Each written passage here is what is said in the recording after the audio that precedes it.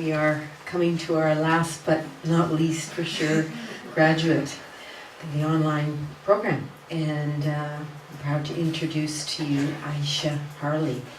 And the words that I have to describe her over the years of working with her within several different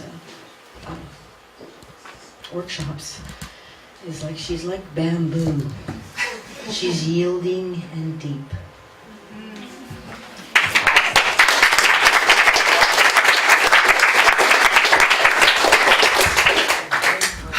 Wow. Yes. I can barely stand my bamboo legs. I am overwhelmed with joy, humility, and gratitude to be standing here. And I don't know if I'm going to make it through this. And I really want to thank my very best friend, Kokia, and Daphne, and my dear husband for coming all this way for this. And I also really want to thank my brother Gary, who's online, and my dear friend Leanne in Portland for witnessing this.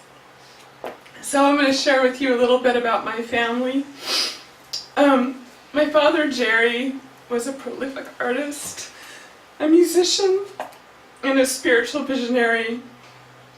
My mother Jackie, who a lot say that I am a spitting image of, is a gentle spirit who found her Van Gogh in my father and dedicated herself to saving him from his emotional strife and his pain. She was his greatest admirer. Jerry was the eldest of 3 children, born during World War II on the island of Aruba. His father worked for Standard Oil, and they otherwise then grew up on the East Coast. His father was a traveling salesman, and they lived in over 11 homes throughout his childhood, which never gave him a chance to connect to his surroundings or make friends. He received little emotional affection from his parents, and this instilled a lifelong feeling of loneliness and isolation from the world around him.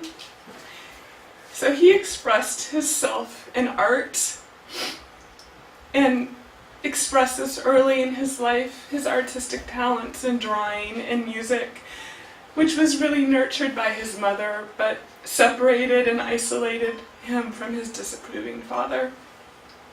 On November 22nd, 1963, Jerry's 19th birthday, Robert F. Kennedy was assassinated, and Jerry decided to drop out of the architecture program at the Rhode Island School of Design and travel west. He and his best friend Dwarf left in their blue Carmen Ghia with guitars in hand and with no particular destination in mind. They landed in Berkeley, played gigs with the Doors, and then drove north to Portland. Rumor has it they were the first hippies to be seen in the streets. Shortly after Jerry settled, he met my mom Jacqueline in a record store. Jacqueline helped him find the album he was looking for, and they left the store together and never looked back. Jackie was the firstborn of a family of 5. Her father, Jack, fought in the Navy during the war and then became the youngest chief of a local fire station. Jack was a highly respected figure in their community. However, he was a heavy drinker. He was physically and sexually abusive and was very stern and strict with his children. He instilled fear in them. As a child, Jackie was dressed like a boy and given very short haircuts, which she hated. She was oftentimes neglected. She shared a story with me of spending time at her friend's house, and when it was time to eat, her friend's mother had her sit on the front porch, and her parents wouldn't feed her, and she would sit there hungry waiting for her friend to have lunch. As she began to mature and explore her sexuality and her femininity, she was repressed and shamed by her father. She shared a story of kissing her first boy and being so excited and coming home and telling her parents and being beaten by her father. The day of her high school graduation, she went home, she packed her bags, and she moved in with my dad to escape from her family. In November 1969, Jerry and Jackie had a shotgun wedding after becoming pregnant with me. My dad was very disapproved of. The wedding took place in Jackie's parents' living room. The wedding was small, it was tense, and her parents gave them bed sheets as a wedding gift. They were shamed, they were disgraced, and they were not happy. Although the family disapproved of their marriage and their union, my mom recalls being pregnant with me as the happiest time of her life. My parents were in love, and they were happy. I was born 3 months later, on February 24th, 1970, in an old beaten-down Victorian home on Southwest 2nd Avenue. Jerry had built the bed I was born on out of a piece of plywood and a half-inch piece of foam. The house was drafty and heated by an old wood stove. I was the first grandchild born and quickly favored by both sides of the family. I became the one that fused everyone back together. I was adored by my grandparents, and my mom was happy to be reconnected to her family. However, a year later, my Grandpa Jack used to pick us up in his big red fire truck when they could do that back then. And my Grandpa Jack was going to buy my parents a house. And my mom and I were waiting on the street corner for my grandfather to come, and he never came. He died of a heart attack in his sleep at the fire station. This loss hit my mom's family very hard. And although Jack was a tyrant and alcoholic, it forever ingrained him to be the superhero of the family, and the family was never the same. I recall the first few years of my life as being loved and nurtured by both parents. However, my grandparents continued to disapprove of my family's alternative lifestyle. My parents followed the spiritual teachings of Charan Singh-ji, who blessed me as a baby. We went to satsang. We were macrobiotic vegetarians. I spent a lot of time with my father drawing and painting in his art studio, and I adored my mom and was happiest when I was by her side. She sewed most of my clothes, and our home was filled with music, a lot of marijuana, good food, and friends. I loved to dance, perform, and be the center of attention in my white go-go boots and homemade paper and tape costumes. My dream was to be a solid gold dancer. When I was 5, my parents bought their first home on Southeast 37th, the home that I still live in today. And my sister Ariana was born. Unfortunately, around this time, there was a turn in the family climate. My mom did not feel supported by my father during her pregnancy, and there were accusations of my father having an affair. This was indicated by the very large painting he was making of her in our basement. This was then the beginning of a lifetime of jealousy, fighting, emotional and at sometimes physical abuse, and constant angst between my parents. When my sister was born, she was very ill, and my mom spent the next several years fighting for her life. My childhood became a minefield, and I became very resentful. We were often woken in the middle of the night by my parents screaming, and my mother crying, and doors slamming. My father's loud voice would echo through the house, "I hate you, bitch. I wish you would die." I would hide my sister under the bed to protect her, and then I would sit at the top of the stairs crying and shaking, wondering how he could say such things to my mom. And at times I would scream, "I'm gonna call the police if you don't stop. You have to stop." I began to deeply resent my father and viewed him as the one at fault. My father would often tell me they were getting divorced and would confide all of his emotional pain in me. I would then torment myself trying to decide which parent I was going to live with. Ironically, they never divorced, although I often wish they had, and the fighting continued until my father's death in 2007. Within my family system, I became the good and favored child. I excelled in school and extracurricular activities. I became an honor queen of Bethel 24. I was on the dance team. I became I got the Student of the Year award in 6th grade. I was obedient, I was cautious, and I didn't want to do anything to upset the very delicate balance of our family. In my family system, I learned that commitment to family comes first, regardless of the circumstances. My father always shared with me how proud he was that him and my mother never got divorced, although they never got along. To be an artist, you must suffer and be different and stand out in society and be willing not to be accepted. That love equals jealousy, fighting, strife, dishonesty, loneliness, and ultimately the cause for the deepest pain. That you must work hard in life and self-sacrifice to care for others. And that it is important to look good and fit in. Although my father was a rebel and very eccentric, my mother wanted nothing more than to fit in into the new wealthy neighborhood we had moved into, although we never did. Who did I become in this system? When I was 17, I fell deeply in love for the first time with a man named Bogdan from Romania. After a year of a fairy tale romance with the promise of marriage and living happily ever after, Bob became a coke dealer and started carrying a gun. We then broke up. Before leaving for college, I fell into a deep, inconsolable depression. I could barely function. I literally thought I was going to die. I decided to seek counseling, and in my first session, after sharing all of my concerns and worries about him and his life, the therapist looked at me and said, "I hear your concerns about Bob, but how about you? How do you feel?" I looked at him and said, "I have no idea."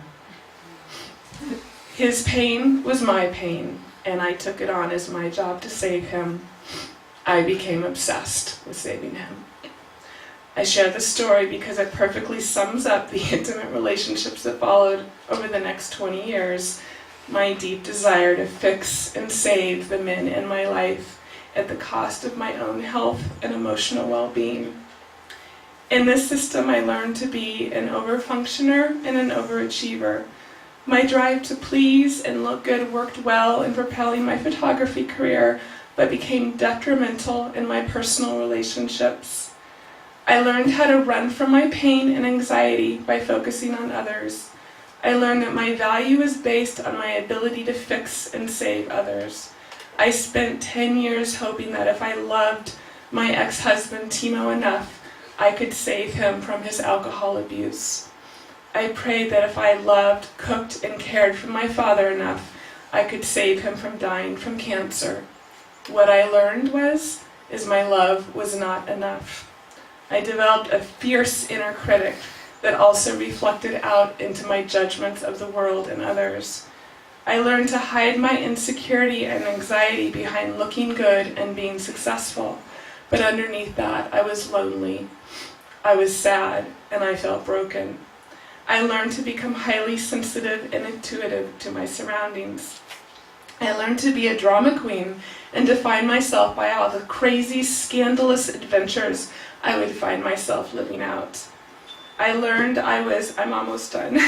I learned I was not worthy of love. I believed in order to get it, I had to chase after it, as I did not believe it would find me. After a lifetime of self-sacrifice, destructive relationships, and living with poor boundaries, I became physically, mentally, and emotionally sick. I was exhausted, resentful, angry, and the victim of my life. Ultimately, I lost sight of who I was, and I did not value the importance of my own existence. However, I now take ownership of my struggles and lessons and would like to apologize to some very important people. Dad, I would like to apologize to you for blaming you for the strife and pain in our family. Mom, I would like to apologize to you for my judgments and distance. Ariana, I would like to apologize to you for thinking it was my place to be your second mother and overstepping my bounds of our relationship. Kokia, I would like to apologize to you for being dishonest in our beautiful 7 years that we were together and thinking you did not have the ability to take care of yourself in the light of sharing my truth and what I needed.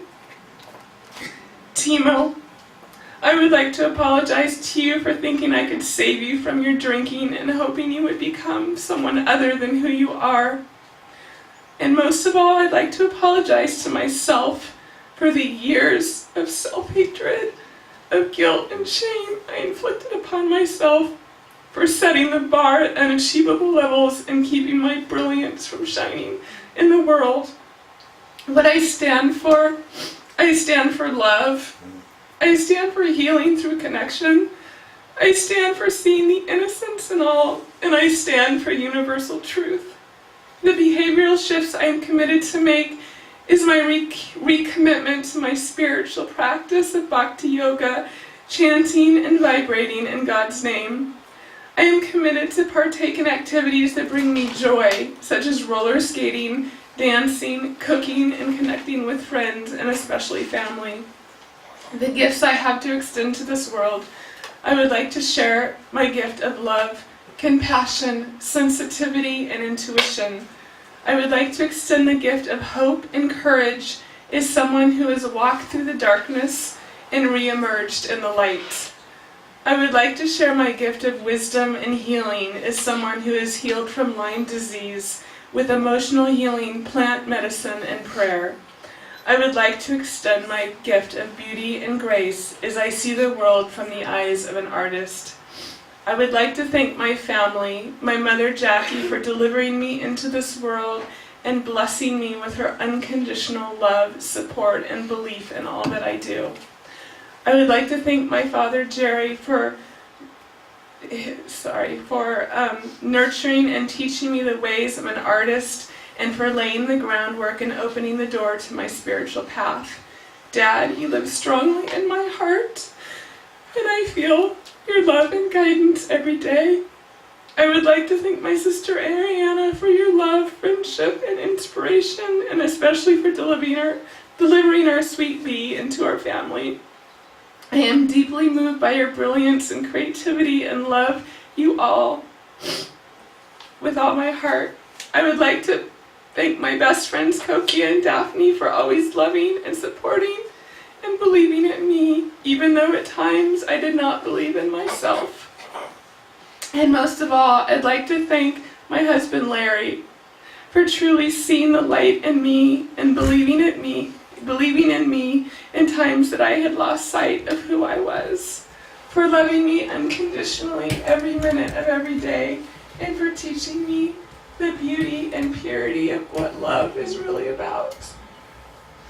I would also like to thank all of Clear Minds, especially my teachers Dwayne, Catherine, Steve, and Maria, and all of my amazing classmates for your transparency, your dedication to this work, and for showing up and living big. This work has changed my life and supporting me in becoming the very best person I can. I arrived on the doorsteps of Clear Mind in January of 2008 and was a mess of tears over in that corner. I was full of anxiety, grief, and I was deeply depressed. I had forgotten my innocence. I had forgotten I was loved. I had forgotten I was whole. I had forgotten that I mattered. Now, on this day, July 5th, 2014, I have re-emerged. I have risen. I am a bright light, ready and excited to shine. this light for others in hopes of sharing, in hopes of inspiring them to do the same. And I want to extend my deepest gratitude to all of you. Thank you.